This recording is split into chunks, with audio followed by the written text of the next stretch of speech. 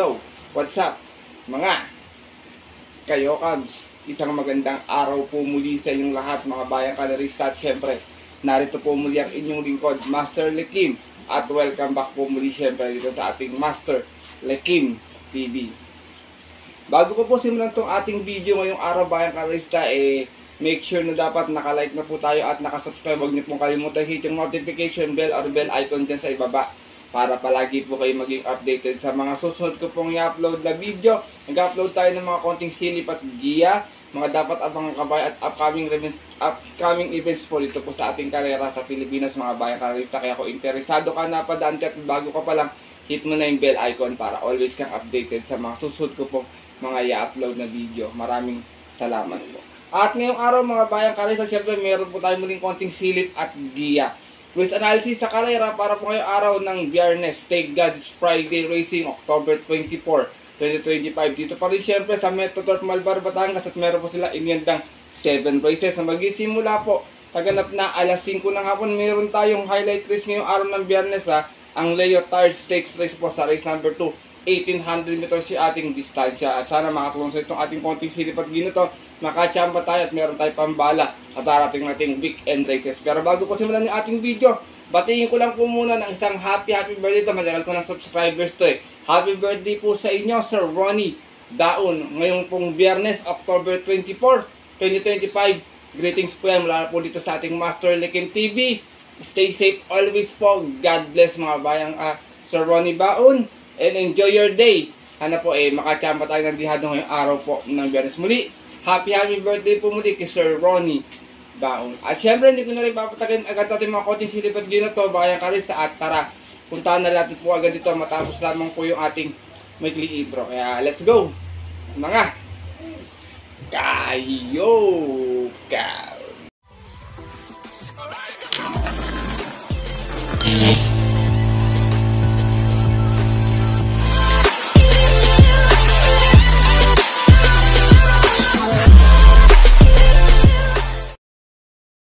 At gaya nga po nang nabanggit ko kayo na sa ating intro, meron tayong muling 7 races na lalargan ngayong araw ng Biyernes. Tigi-tigi isang set ng winner take all.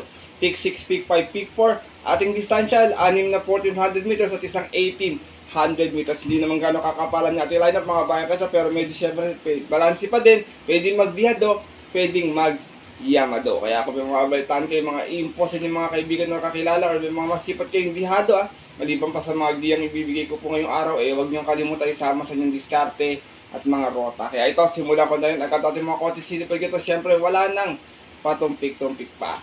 Good luck po sa inyo lahat. Have a blessed Friday racing and start na po tayo. Race number 1 at ating Breast Cancer Awareness Month. Start na ating winner take all event. Clear accommodating this class 5:17:41. Meron tayo 8 runners na maglalaban-laban to. 8 runners, lahat may panalo. Bayang kalarista, sipat maigi para maka 1 point agad sa winner take all.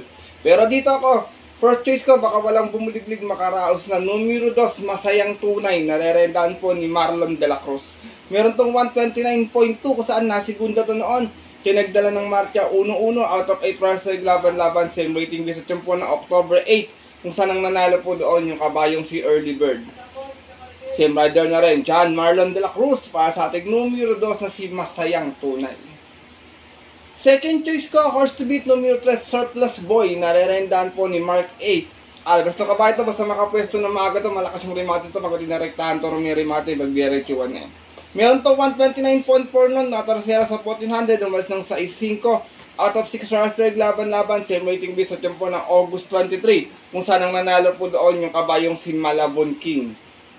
From Noel C. Lunar, this time ang lalenda, Mark A. Alvarez para sa ating numero 3 sa si Surplus Boy.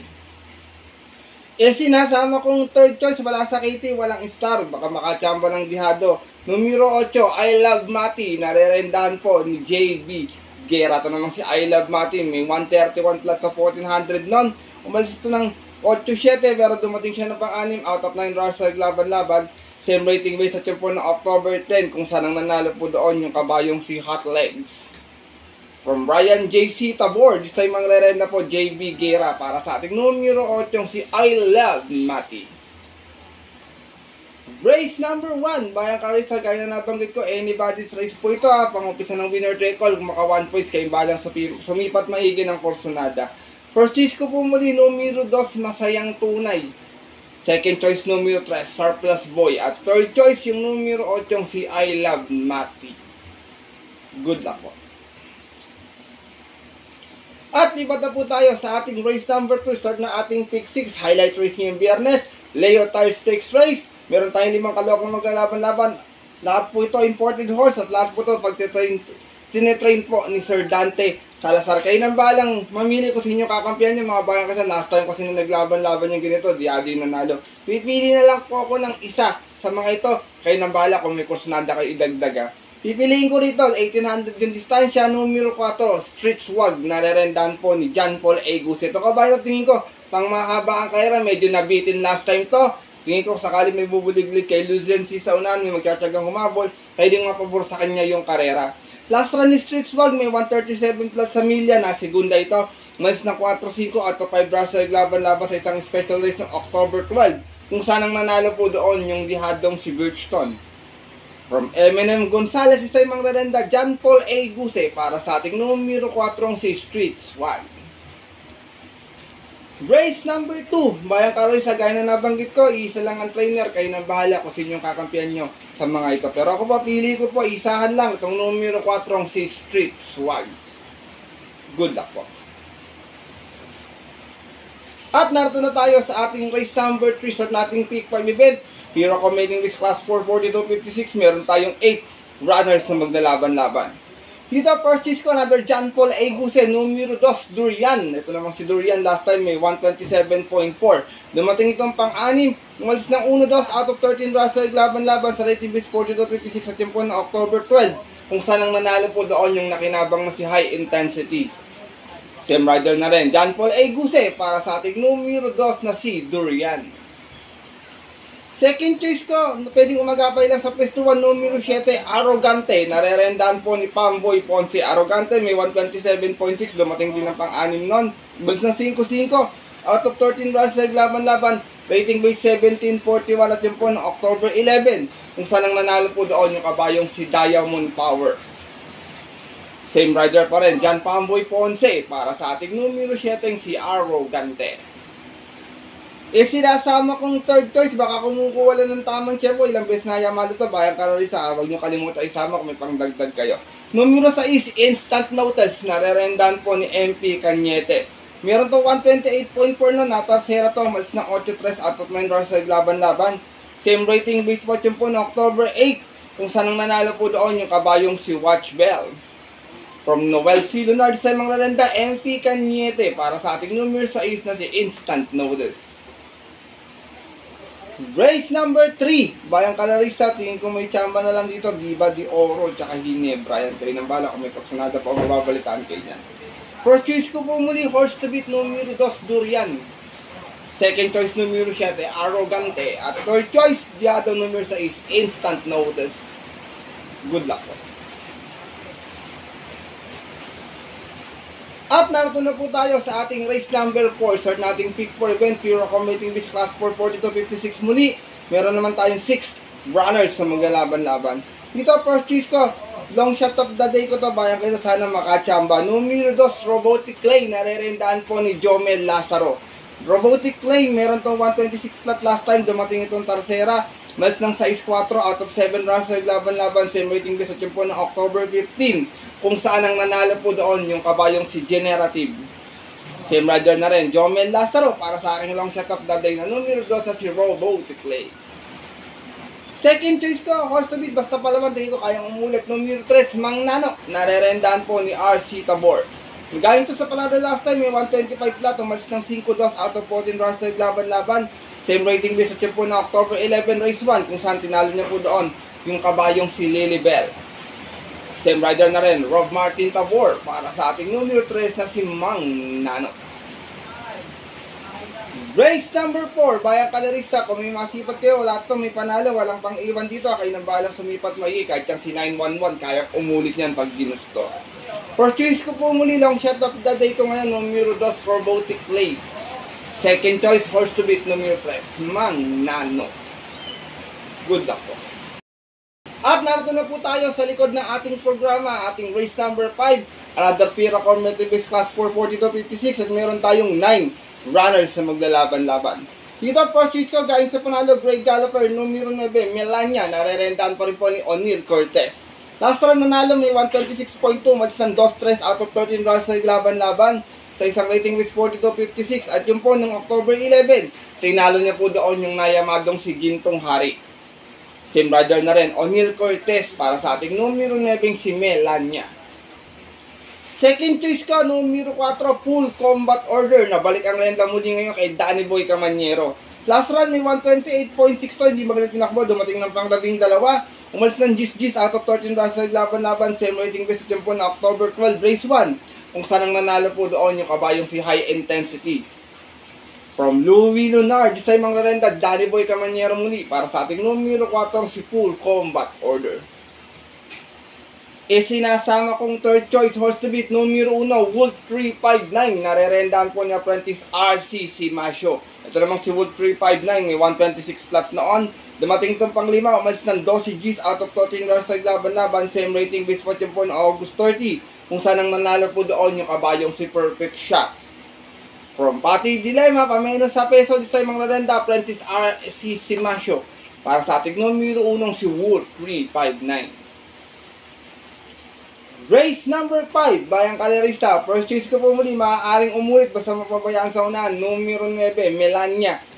Second choice, numero 4, Full Combat Order. At third choice, yung numero 1, si Wolf 359. Good luck po.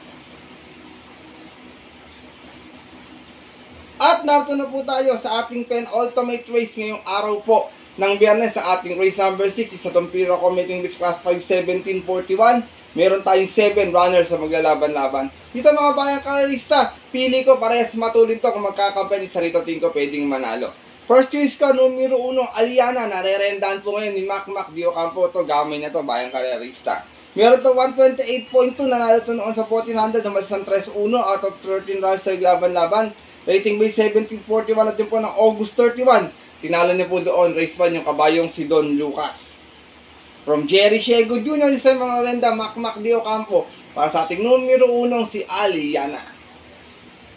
Second choice ko, numero 2, Gold and Silver. Narerenda naman po ni Joel Totoy Cabares. Ito naman, nasigunda nun, may 129 flat sa 1400. Nagdala ng marcha 1-1 out of 10 runs sa laban-laban. Sa rating base 1741 at yun po na October 1, kung saan ang nanalo po doon yung kabayong si Malibu Princess. Same rider pa rin, JQ Cabarrios, para sa ating numero 2 na si Gold and Silver. Race number 6, penultimate race ngayong araw po ng Biyernes. Kayo nang bala, pas muna ako kay Kipi Taki, magbasa ng programa minsan niya, bayang kalerista. First choice ko po muli, numero 1, Aliana. Second choice, numero 2, Gold and Silver. Good luck po. At narito na po tayo sa ating huling karera kayo araw ng Biyernes para ating mga pawito exotic bets. Take all, pick 6, pick 5, pick 4 and another Pira Accumulating Base Class 5-17-41. Meron tayong 9 runners na maglalaban-laban. Dito first choice ko, Dihado muli, wala sakiti, wala star. Sinubukan last time to, medyo malakas pa yung laban. Numero 5, Levitating, narerendahan po ni RJC Tabor. Last run Tercera, may 128.4, malis ng 5-6 out of 7 runs sa laban-laban. Same rating base dyan po na October 15. Kung saan ang manalo po doon yung Dihadong si Tugatog. Same brother na rin, Ponjak, RJC Tabor. Para sa ating Dihadong numero 5, si Levitating. Second choice ko, horse to beat, magdadala ng marcha, sigurado numero 8, King Hans. Narerendahan po ni JB Hernandez. Meron naman to 127.4 sa 1400, nanalo to noon. Umalis na 1-1 out of 9 runs sa laban-laban. Same rating base at yun po ng August 30. Tinalo niya po doon yung kabayong si Limon Sudan Falls. Same rider na rin, JB Hernandez. Para sa ating numero 8, si King Hans. Kung sakaling mape-pressure siya ni Atomic Bomb sa unahan, tingin ko pwedeng iba yung makinaba. Kaya sinasama kong third choice, numero 6, Petron. Narerendahan po ni RC Baldonido. Meron naman to 127.4, nanalo din to noon. Umalis ng 2-1 out of 8 runs sa laban-laban. Rating base 1741 at yun po ng August 9. Tinalo naman po niya doon yung kabayong si Cold Digger. From Arnold Asuncion, ni Simon Relenda, RC Baldonido para sa ating numero 6 na si Petron. Last and final race ngayong araw ng Biyernes, mga bayang karalista. Kung may mga sipot kayo, mabalitaan sa inyo mga exotic bets, kayo nang bahala magdagdag na lamang. Mahalaga, umabot tayo dito sa ating race number 7 sa ating mga take all pick 6, pick 5 at pick 4. First choice ko po muli, Diado numero 5, Levitating. Second choice numero 8, King Hans. At third choice numero 6, Petron. Good luck po.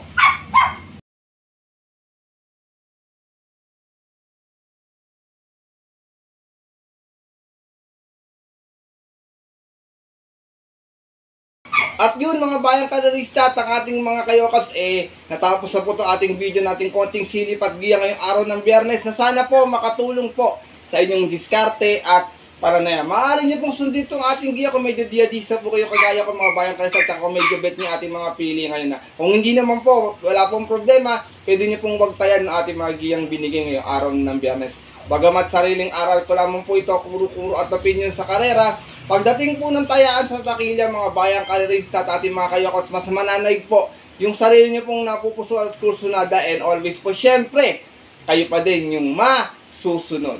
Good luck po muli sa inyo lahat and have a blessed Friday racing muli. Ako po yung nagpapasalamat sa inyong walang sawang pagtutok, pagsuporta at pagtiwala palagi dito sa ating Master Likim TV. Konti na lang, 20k subscribers na ako. Kaya sa mga hindi pa nakasubscribe dyan, subscribe na po tayo mga bayang karerista para maabot ko po yung aking goal na 20k subscribers. Muli, maraming salamat po sa inyo naging suporta palagi mga bayang karerista. At yun po, ganito na lamang po tayo muli. At siyempre, kaya susunod ko pong upload na video para po sa ating action-pack weekend races. Ito po muli yung lingkod, Master Likim, na always po nagsasabi sa inyo at nagpapaalala na ang karera po, dapat po libangan lang. At talagang tsambahan lang at talagang tapat-tapat lang. Minsan swerte, minsan malas. Pero pag pinagbigyan tayo po, siyempre, huwag ating kalimutan magpasalamat at tumulong sa ating kapwa. Kahit sa simpleng pamamaraan lamang, ika nga, share your blessings, bayang karerista. Good luck po muli and happy racing sa mga pupunta po ng mga nalang off-track betting station. 5 PM ang ating start time. Stay safe everyone po muli sa inyo lahat. God bless, bayang karerista. Lalo na sa mga solido ditong diadistang kagaya ko pong mga kayo.